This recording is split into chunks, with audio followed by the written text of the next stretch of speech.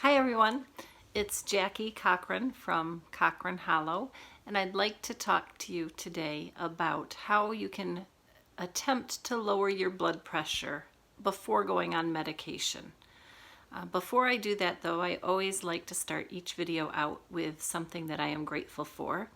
And today I'm grateful that I got to spend the past hour or two with my daughter, and we went on a hike around a pond in western New York. It was just beautiful. It's sunny but crisp out today, and it was just a great way to spend the springtime.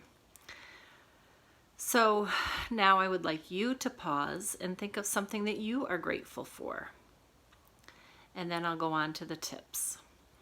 So tips for lowering your blood pressure, things that you can do at home before going on medication, include four big areas, of course. There's diet and exercise, there's decreasing your stress, and increasing the quality of your sleep. Some of them are kind of common sense, but I'll touch on each of them anyway. So increasing or improving the quality of your sleep. Ways that you can do that would be to decrease the things that cause you to not sleep well, whether it be alcohol, whether it's lights or noise or pets. Decrease those distractions and try and get, for the average adult, it's at least 6 to 8 hours of solid sleep through the night. So increasing your quality of sleep can help lower the stress on your body and improve your blood pressure. That's just one of the lifestyle changes. Decreasing your stress is a little bit more individualized, but there are still common rules that apply. So decreasing stress for some of you might include daily exercise or meditation, a hot bath, or spending 5 or 10 minutes with in nature, or journaling, or whatever it is that you need to do to decrease your stress.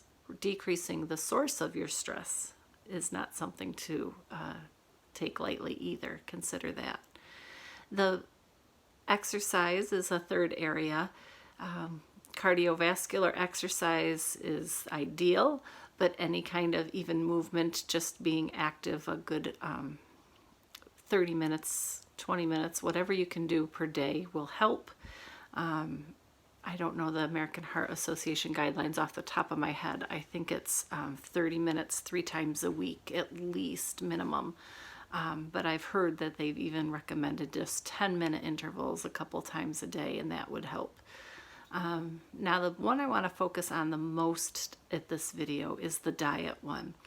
There's so many things that we can do or that we eat that can affect our blood pressure, either for the better or worse. Decrease alcohol intake, increase your hydration. Water is ideal. Let's back up. So sodium is the one that most people associate with high blood pressure. Decreasing your sodium. And the way I think of this is picture pouring salt on a piece of meat to preserve it.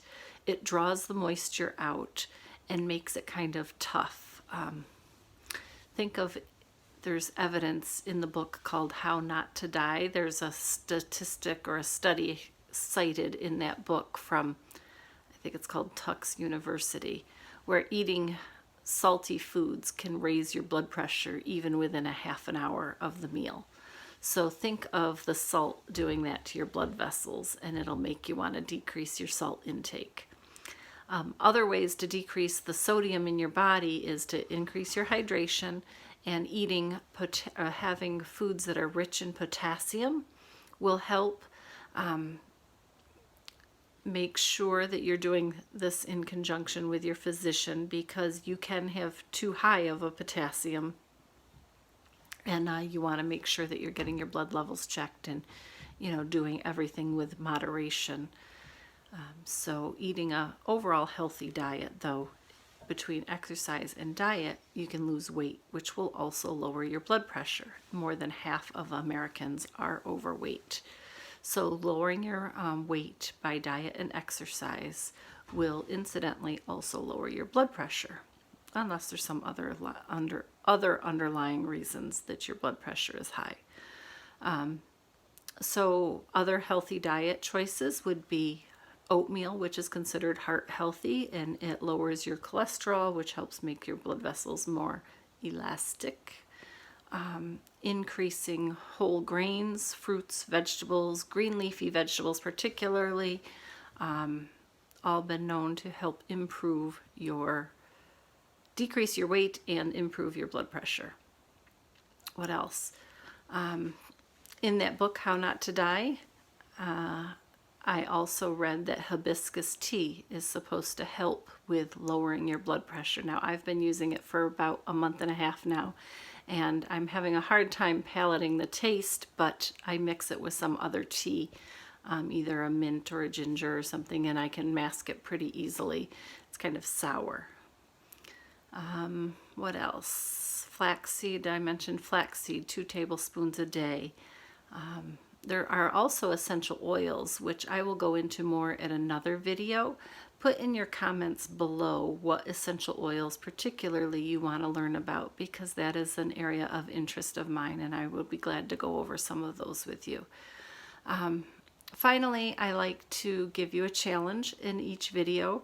Your challenge for today is to know your blood pressure numbers. So if you don't already, then either go to the doctor and get your pressure read, or go to one of those machines in public. Sometimes they're at the pharmacies that you put your arm in and get your blood pressure read that way. Or get your own machine and have it read at home.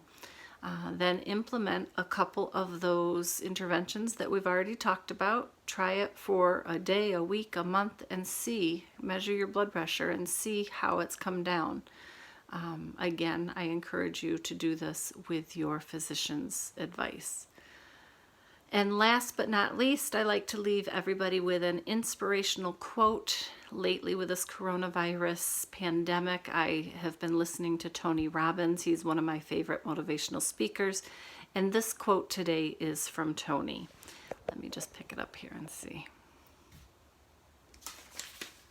The strongest force in the universe is a human being living consistently with his identity. And that's from Tony Robbins. So I hope you found this helpful.